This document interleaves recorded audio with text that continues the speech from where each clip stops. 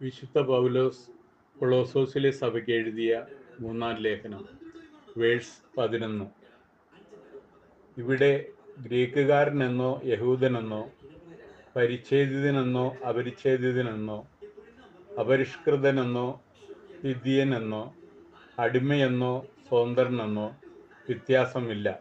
പിന്നെയോ ക്രിസ്തു എല്ലാമാണ്, എല്ലാവരിലുമാണ്.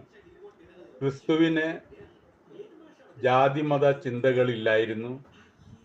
അതായത് ജാതി വർണ്ണവർഗ ഭേദമന്യേ എല്ലാവരിലും ക്രിസ്തു ഉണ്ടായിരുന്നു. മനുഷ്യരിൽ കാരുണ്യം, ദയ, വിനയം, സൗമ്യത എന്നിവ ഉണ്ടായിരിക്കണം. അതെല്ലാം നഷ്ടപ്പെട്ടു പോയാൽ ക്രിസ്തു അവർക്കും നഷ്ടപ്പെടുന്ന ആ രീതി. അതാണ് ക്രിസ്തു ഈ വേഴ്സിലൂടെ നമ്മളെ